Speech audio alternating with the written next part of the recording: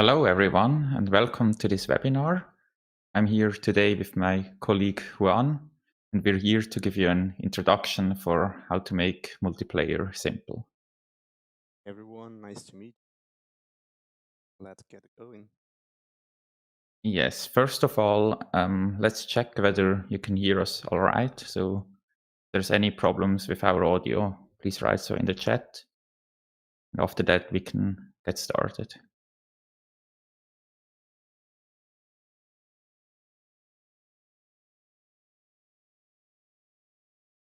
Okay, that sounds pretty good. So yeah, today we will cover everything you need to get started with building a multiplayer game, especially for a game jam. So we'll go over the overall idea of what's a multiplayer game, how do you build one, and then we will get more technical and also introduce you to our products and tell you good starting points for getting started with the jam. Yeah.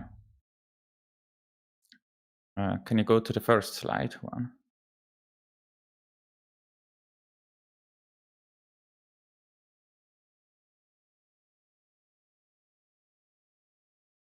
So why do you want to build a multiplayer game? The answer is relatively simple. People love multiplayer games, right?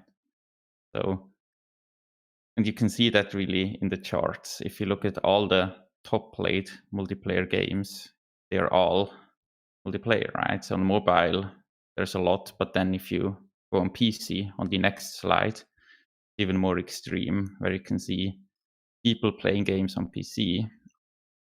They play mostly multiplayer games. And you can also see that at the moment on Steam, the number 6 game repo is actually made with Photon, which is pretty cool. And on the next slide, you can see that even for a jam, there is a very high chance of having a successful game in a jam when you build multiplayer. So we recently did 2 jams. One of them was XRHack, where we built multiplayer prototypes, which are very hard to build. And we saw that people had a lot of success building VR multiplayer games in just 1 weekend, which was very impressive.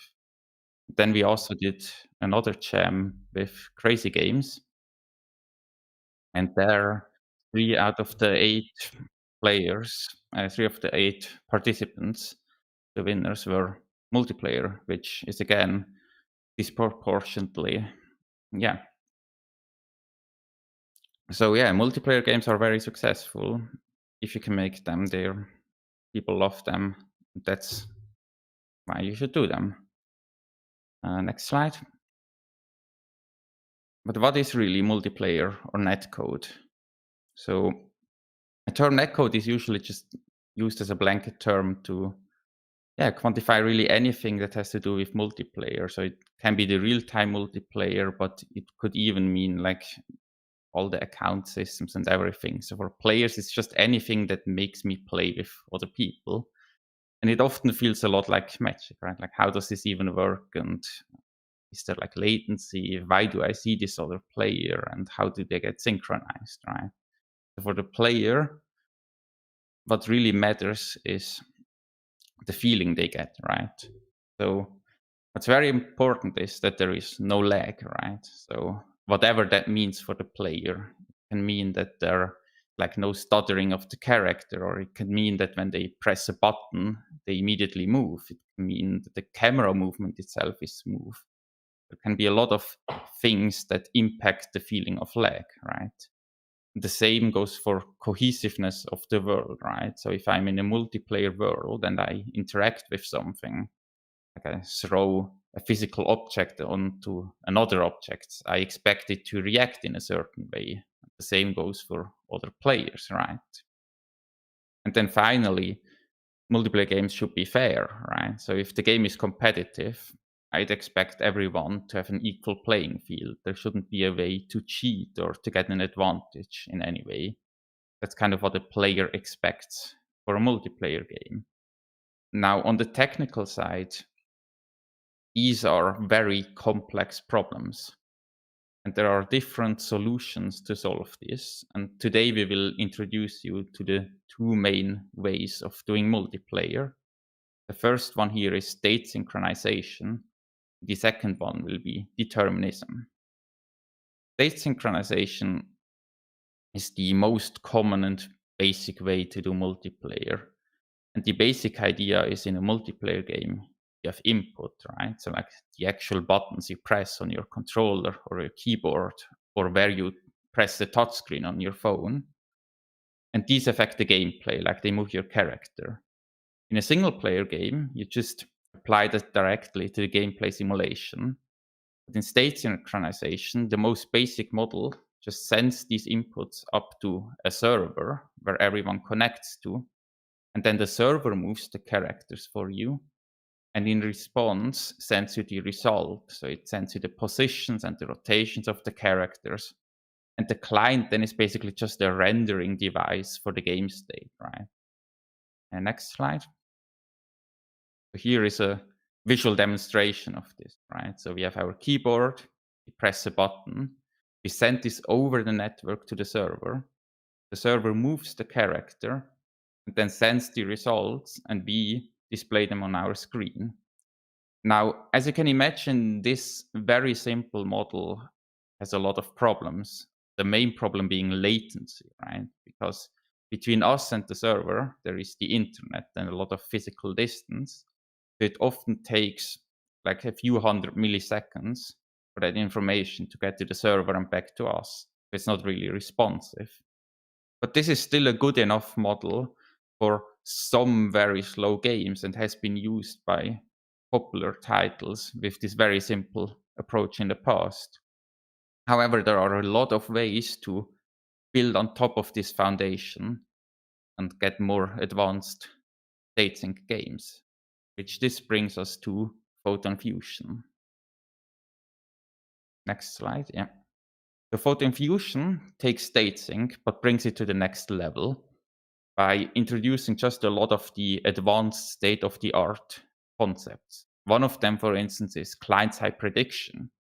With client-side prediction, we still send our input up to the server, but we also apply them immediately, locally on our machine. So when I move the forward key on my keyboard, my character immediately moves. And this prediction is so good that it even works for very fast-paced VR titles. So for instance, Breachers is a VR competitive shooter. And with this client-side prediction, you can make it feel like you're locally running around and shooting people and everything. And it just feels perfect, even though this is an illusion, right? And besides client-side prediction, there are a lot of other things in the background going on with Fusion. Like we manage the tick rate of the simulation, we automatically synchronize state for you in the most efficient way. For shooters specifically, we also have lag compensation, right? So there is a lot of systems which build on top of the state sync framework, which then allow you as the developer to use these tools to create a multiplayer game. Next slide. So Fusion comes in two modes. There is shared mode, and then there is host and server mode. Shared mode is a cloud-based mode where you do not run a dedicated server, and it is more focused on casual or titles with simpler gameplay. But that doesn't necessarily mean less successful titles, right? So for instance, here we have Animal Company, which right now is the #1 selling VR game on Meta Store. And this has been made with shared mode, right? So you can craft very nice experiences with shared mode. But there are some limitations because it's essentially a client authoritative solution where clients are in control of their own object. So it's not entirely cheat proof, and it will not give you the same simulation quality as the other mode. The other mode being host and server mode. And this is really state of the art, competitive ready gameplay code, right? So you can build, like here in this example, a battle royale game with hundreds of players, client-side prediction, everything. You can make it fully cheat proof. And we provide you with all the building blocks you need and all the samples for different kind of genres to build a very advanced game. So for a game jam, in many cases, you might want to go with shared mode because it's simple, and you probably also want to keep the gameplay simple. However, you can also do really cool advanced mechanics in host server mode if you want to be a bit more experimental. So, this is one talking again. I've seen the chat that maybe my mic was a bit too quiet. Can you tell me if this is better now? I'll just wait a few seconds so you can confirm. Okay, seems that it's good. Then, now let's talk about the second and another alternative of doing netcode for our games. So I'm going to talk about two other concepts. One of them is determinism, and the other is predict rollback. And essentially, these two things combined together can create a great tool. So let's go over each concept individually first. So determinism essentially means whenever you set an input into a game, it should give you the same output all the times that you provide it with the same input, or even with the same set of inputs. Same input is always meaning same output. So let's suppose this game in which you have a player and the input for this player in a given frame is to move to the right, be it via the D-pad or maybe through the analog stick. It says, okay, I want to move my character to the right direction. So what happens here is, let's suppose this game in which you have a character which is initially positioned in the 0, 0, 0 position, and then moving to the right is fed into the game systems, such as the KCC system, physics system, and so on. And the result of this, the output is, okay, the character moved to the position 0.500. Now, determinism essentially says that if you repeat the same input all the time from this character, using this character original position of 000, it's always going to result in 0.500, no matter how many times you play on the same machine, no matter if this input is being delivered to different device, or even maybe, for example, one person can be playing on the PC, another can be playing mobile or consoles, the result is always the same. Never changes, no matter how many times you do it, you always get the same output for the same set of inputs. Now, non-determinism would mean that, for example, we have this player who moved to the right, and then we have the same result here, for example. In one machine, we have it from moving position 000 to position 0.500, but then maybe somebody else is playing with this person in a different device, maybe it's a mobile device or anyways, and then perhaps the physics system, due to be not non-deterministic, maybe this character actually moved just a little bit further, maybe it moved 0.5001. It's just a small difference, but it exists. This eventually can accumulate a lot, and then players will be suddenly playing different games because characters are just in different positions, and the game state is just not the same for everybody anymore. This here is non-deterministic. Now, what do we have with determinism is it's not only expressed numerically, just with the example that I just showed, but it's also systematically. So it's not just about providing a magical type that is deterministic. Actually, the whole thing, the whole game systems has to be built in a deterministic way. So yes, we do need to have a math library that is deterministic, a physics engine that uses it and also is deterministic, but also character controllers, pathfinding and navigation systems, AI systems, job systems, and so on needs also to be deterministic. So it's not about just, let's say, a simple type that solves everything, but it's actually related to all the game systems need to be deterministic. And this amount of systems, in fact, compose what I'm calling here a simulation game engine. You can have a game running only, for example, via the console without even having graphics being represented to the player on the screen. But regardless of the graphics, the actual game state, the actual game simulation has to be deterministic. Now, what you get with determinism, in summary, is you don't need to sync the entire game state of a game world between all of the players that are in a current session. So you only need to network the players' intentions, meaning their inputs. And this is very interesting because now you have a really, really low consumption on bandwidth. Because now you're just sending a few bytes for movement direction, maybe aiming direction, maybe a few bytes for inputs for buttons such as the jump button and so on. So it comes with a really low bandwidth usage.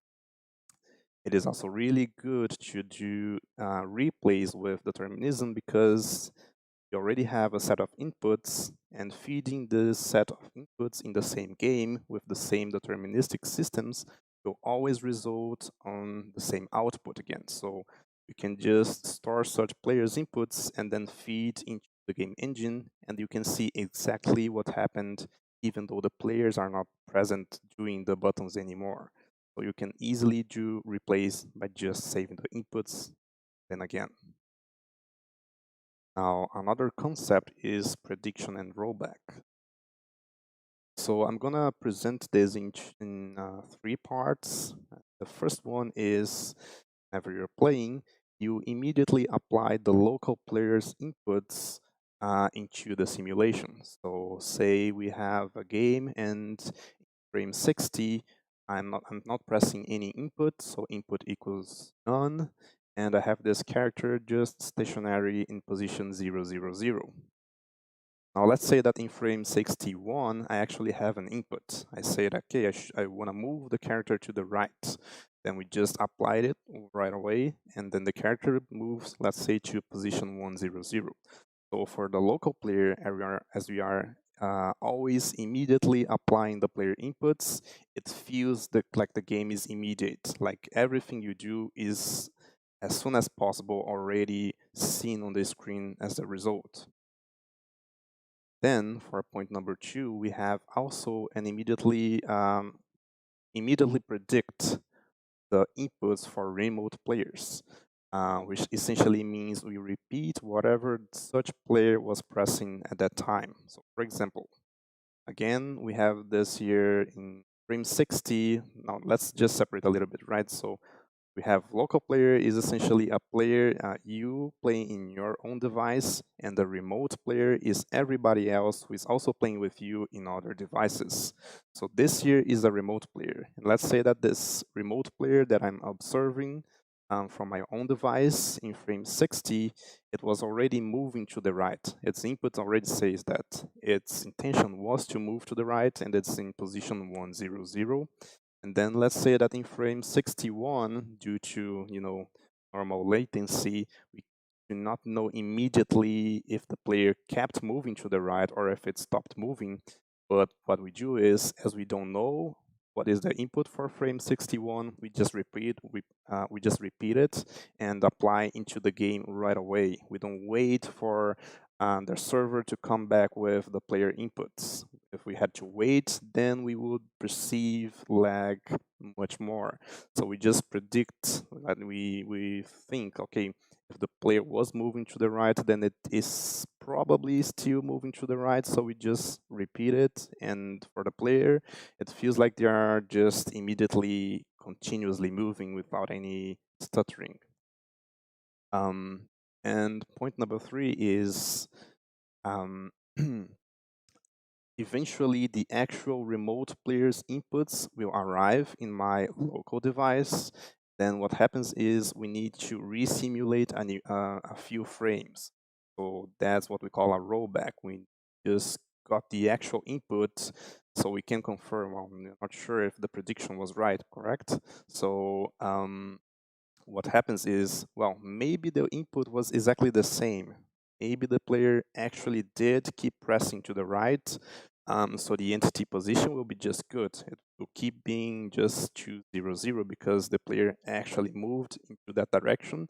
So we did predict it correctly. So it's smooth for the player, whatever the other player was doing on their own device. But maybe the input was not the same. Maybe the remote player on frame 61 stopped pressing the move button. And what happens is, okay, then we have to do a small correction on the entity position. It's not on position 200. Let's correct it to position 100, which is essentially done when we resimulate the ticks given the new inputs that we just received from the server. So essentially, these are the 3 steps, right? Immediately apply local players' inputs, immediately predict remote players' inputs, and when the inputs arrive, we do a rollback. That's essentially how prediction rollback works.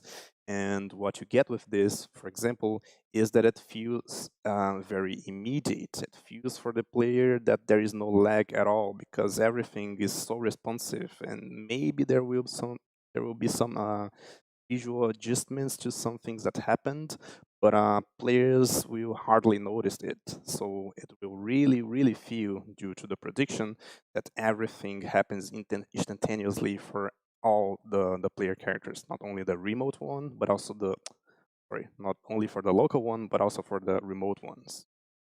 And then we have like accurate physics, because as the interactions with physics objects are so immediate, whenever they push a box or a ball, they will start rolling and stuff, and it will feel very good for the local player to interact with physics objects due to this technique. Now then we just combine determinism with predict rollback. So I'm just getting all of the advantages here and putting them in the same place. So you don't need to sync all the game state. You only sync the player inputs. You get then to have a really low consumption of bandwidth, get easy replays. Everything feels zero lag, and interaction with a physics world is very nice.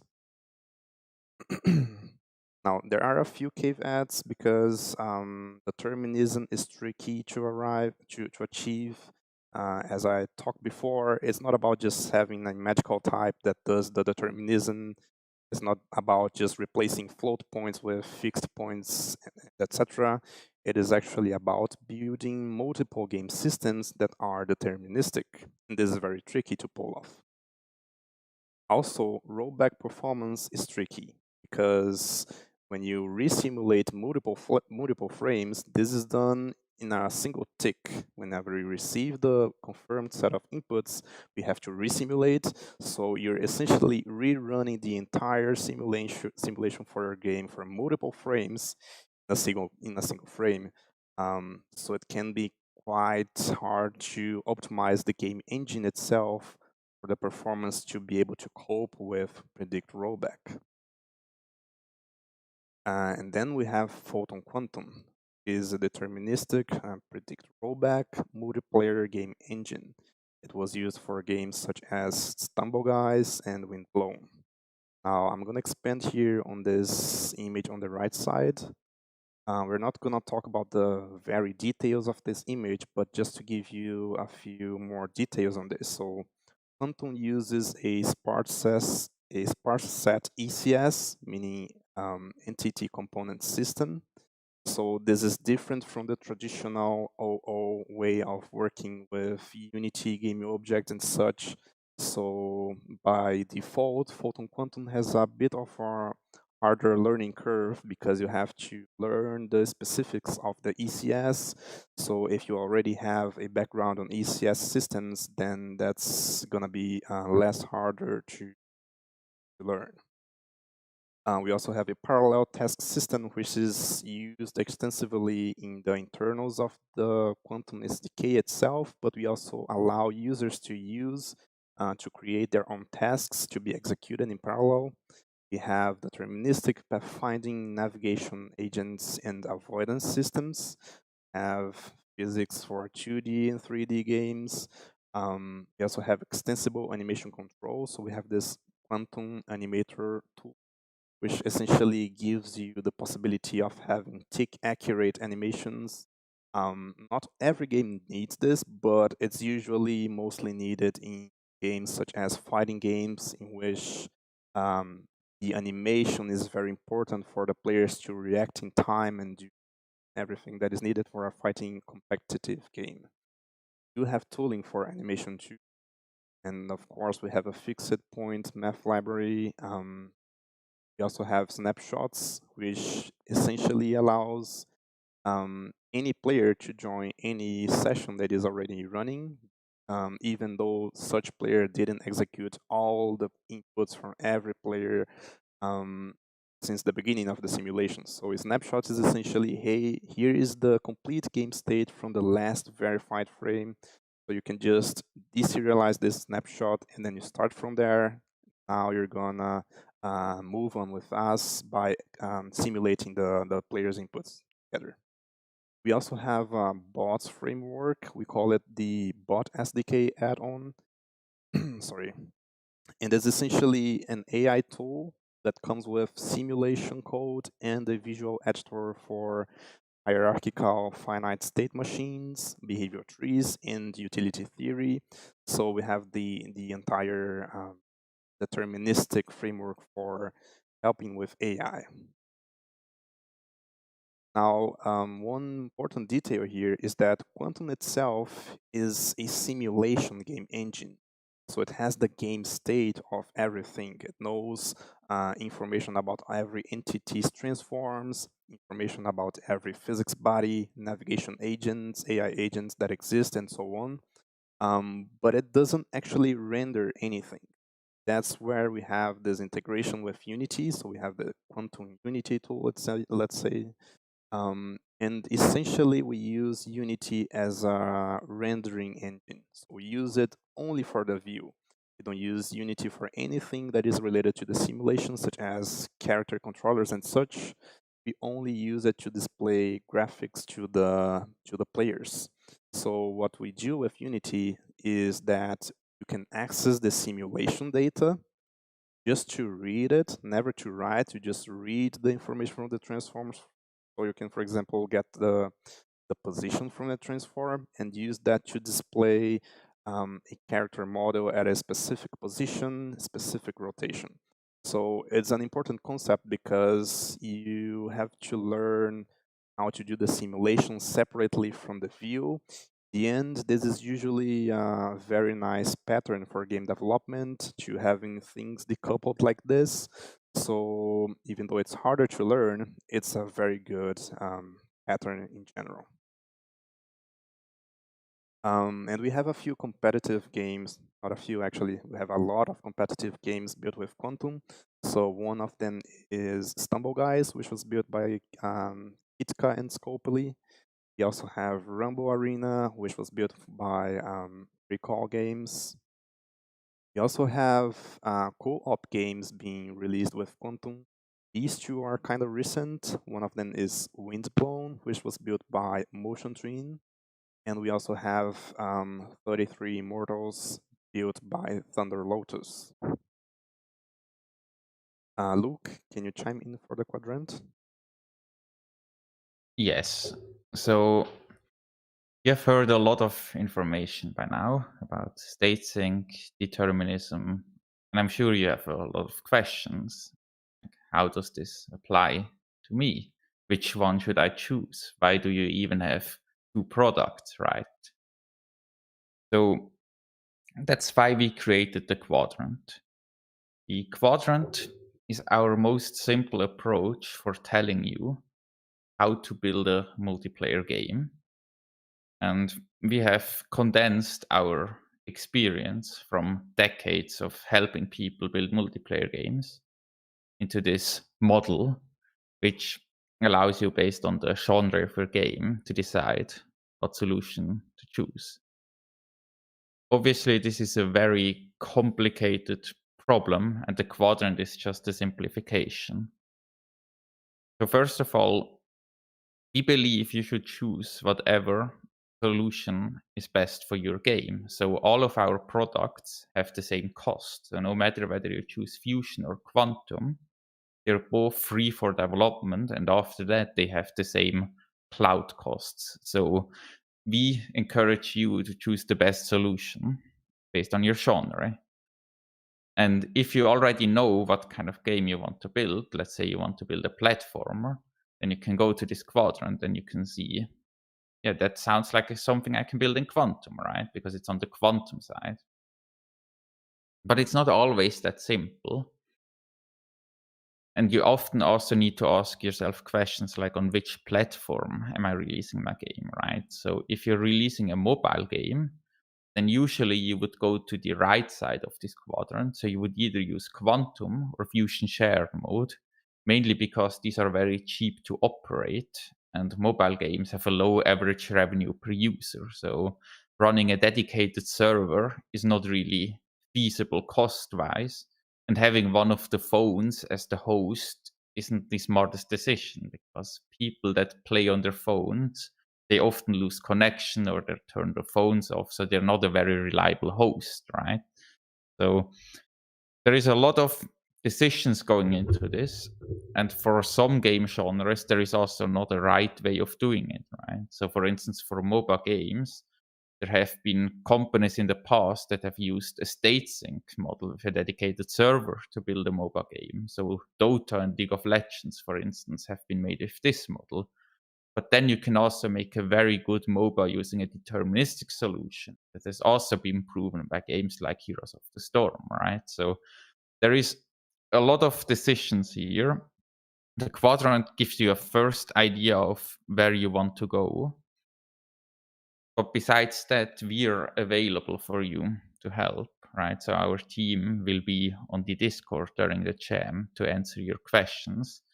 And we have done this for a while, so we know exactly like how to choose and what kind of features are better supported by one topology and which ones aren't, right? So please reach out to us and discuss what you want to build, and we will help you choose the right topology for your game. Now, Netcode is hard, right? So it is, for sure it is, but our mission is to make it easier. And so we do our best to allow you, the developers, to only focus on the actual gameplay code. We do our best for you to not really have to worry about the netcode details, so you can just do gameplay code. Still, of course, there are specific things to learn, and in composition can be considered here. So, for example, we're talking about Quantum, that it has this ECS specific architecture. So maybe if your team is used to ECS, then it could be easy to learn. But if you have no idea whatsoever about how ECS works, and your first contact with the tutorials aren't very positive at first, then maybe for a game jam it can be too much to learn. Maybe not. We have a few next steps that you can use after this webinar to decide which tool you're gonna use. But essentially, yes, there's a lot to learn. Take into account your team composition. But we must say that Photon products were already before in game jams and hackathons. So, for example, last year we had the Crazy Web Game Jam and also XR Hack. So many people use Photon and Photon Quantum. So just to showcase that yes, it's feasible to learn the tools during a game jam and build something that is actually playable and so on. Luke? So you might wonder where to get started, and we have a few resources for you, which we recommend you look into first. The links on these slides will be available both in the Arctic Game Jam Discord and also in the description of this YouTube stream. So you don't need to worry about that and can find them later. And essentially, first you will need to download the SDK. So if you choose Fusion, you need to download Fusion from our website. And then we have an intro tutorial for shared mode, which is what we recommend you start with, unless you have a very specific idea, requires host or server mode. So you can go through that. And then we have this sample, which is called Fusion Starter. And with Fusion Starter, we took 3 very popular genres or mechanics and condensed them down to the most simple version possible, made a sample out of it. So there is a third person character movement sample. There is a simple platformer sample where you jump and collect coin. And then there is even a shooter, which is just a very, very basic minimal shooter game that teaches you the basics. And the third person character sample, for instance, is just 100 lines of code, which is even less than a single player character controller with the same kind of functionality. So we really made sure these are simple to use. And once you have done that, we have samples for all the major game genres, right? So we have samples for building a more complex FPS, for building a 2D platformer, for building a physics game-based games, and much more. You can find all of these on our website in the documentation section under samples, and we're here to guide you. So if you know what kind of game you want to build, please pitch us your idea, and we can tell you which resources will best apply for your use case. As for Quantum, again, download the SDK, and we have the Quantum Asteroids tutorial. It's a very, very simple tutorial for making this asteroids-like game in player context. So it showcases to you how to create an entity for a player that joined, how to create projectiles given a player's input, how to handle collision and such. So you can start by taking a look at this tutorial, maybe following along, and then just doing your own quick and simple asteroids. And then we also have 2 introductory videos recorded by Eric Passos. So we call it a complete course for beginners in Quantum 3. So you can watch those. Again, maybe just watching or maybe following along. And then once you do this, you're ready to start prototyping your own stuff. You already have the basic concepts of Quantum's ECS and such. So this is basically the way you can start going with Quantum. But we also have both Quantum and Fusion have many, many samples. And again, talk to us. Perhaps we can point you towards a specific sample that you can download and take a look. But it's essentially better to start by taking the small steps of going through the simple tutorials, because samples are already kind of complete and it might be hard to understand them as a first interaction with one. Now, we just have a few design tips just to finish this presentation. So, of course, this is maybe a little bit out of the topic of the text themselves, but it's worth mentioning because I have myself hosted a few game jams. One was Quantum specific, and one challenge that people face is sometimes they make games that only work with too many people. But in a game jam, it's gonna be hard to get just a small amount of people to work to test it with you. So tip number 1: do not enforce your game to only work with a high amount of players. Maybe plan for it to work, I don't know, 4 players, 8. 8 might even be already too much, or maybe just a 1v1 game. So you can make a game that works with more than this, but make sure that you have a full loop, you have a full experience with maybe from 4 to 8 players. Tip number 2 is, as usual for game jams, play testing preemptively is very important.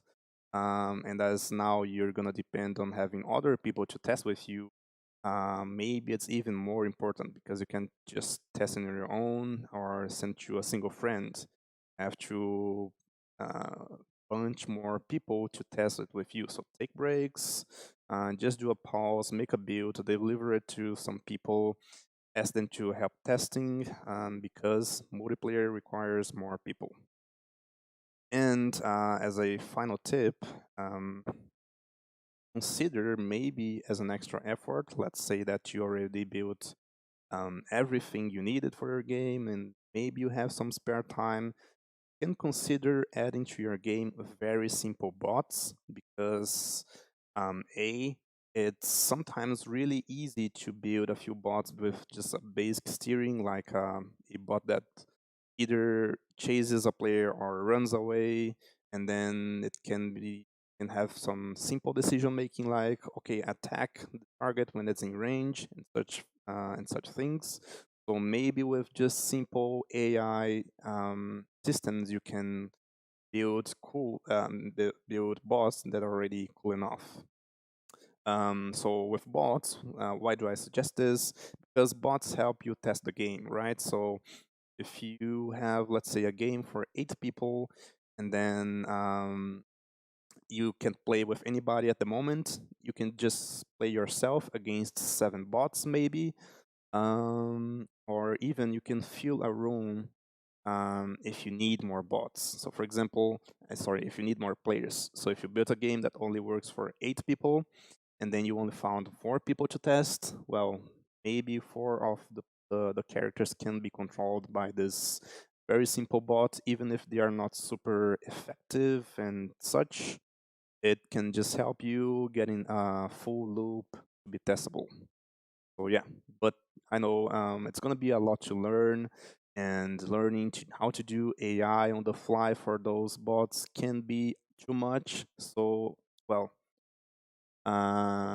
just consider it after you have done everything and you think, okay, there is time for doing some AI. So essentially that was it. Thank you all and have a great game jam. You can take a look now on the chat. Maybe you have some questions. I saw that Eric is already talking to some of you. Let me just cover the screen.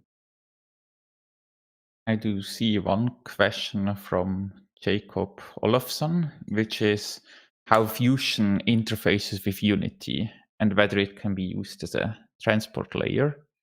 This is a very good question. So both Fusion and Quantum are high-level networking frameworks. So usually you have a transport layer, but then on top of that, you have a high-level solution. Often this is built by people themselves, but with Fusion and Quantum, we provide you a very solid solution out of the box. And these high-level solutions have all these concepts we explained to you, like the prediction or the rollback and everything else in them. So they're much more advanced than a transport layer. And that is really what allows you to build an entire multiplayer game in the short time span of a game jam. Because building a framework on top of a transport layer is something that only a very advanced person would be able to do in a weekend. So that's why we recommend you use Fusion or Quantum. We also have a transport layer product, which is called Photon Real-Time, which you can consider using if you're looking for a transport layer. I saw also here a question before that Eric already answered, but it's so asking basically about which is easier to implement for a game jam, either Fusion or Quantum, and which Fusion technique. But as Eric already told you, it depends on your experience as a programmer. But I think as the game jam starts only tomorrow, I think that today you could start maybe look at the basics tutorial for both Fusion and Quantum. It really depends on what is your previous experience to know which will feel easier. So take a look today on tutorials. download a few samples, if you will, then decide and do the step by step that we suggested. Yes. So I also see another question about what kind of scope to aim for. that's And a good one. both Juan and I, we have both participated in game jams, so we can give you some general advice. And my advice would just be to aim very low, and you can always keep features that you want to add separately, but start with like a minimal idea and implement that and play into the strengths of your team, right? So if you know you have a really good artist, you can be a bit more advanced with your art. If you know you have a very good programmer, you can build something with a bit more of an advanced gameplay, right? So look at your team composition and make sure that you scope realistically. Yeah, I would also say that don't be fixated on the idea of building PvP games. Maybe build something co-op, because PvP is a bit harder to balance. So if you have asymmetrical PvP, you have different character classes, and each of them has specialized that they can do, then it can be harder to balance. So if you go for PvP, try to either build a symmetrical one, meaning that everybody has the same kind of character, or if it's asymmetrical, everybody plays something different, then reduce the number of, let's say, classes that can be chosen, so you don't have to worry too much about balancing. So yeah, so PvP, just take care with the amount of um, player of complexity on the gameplay space. And PvE can be easier because it doesn't need so much fine tuning of balancing and such. So yeah, if you think of a funny idea that should be cool to do with friends, such as repo, for example, then maybe you can even go a bit higher on the scope, because you just experiment and people won't be stressed out by, oh, this game is unbalanced and such. They just want the game to be fun, right? So yeah, take into account the things. Do you see anything else, Luke? I think that was everything, but we will always be available on the Discord during the weekend. So please ask your questions there and we will help you out. We have 3 people from the Photon team online, and we're there to mentor you, support you, help you really with anything we can help you out with. Cool. Yeah, seems that Eric is handling everything well. Yeah, well, if we don't get any extra question, I think then we can finish up for today. Yeah, thank you so much, Arctic Gen, for the whole idea, for the whole invitation. We hope this webinar is really useful for now and for future people who watch this video. And for sure, have a great game jam, whoever is gonna join the game jam now tomorrow. And yeah, just talk to us if you need anything. Bye bye. Bye.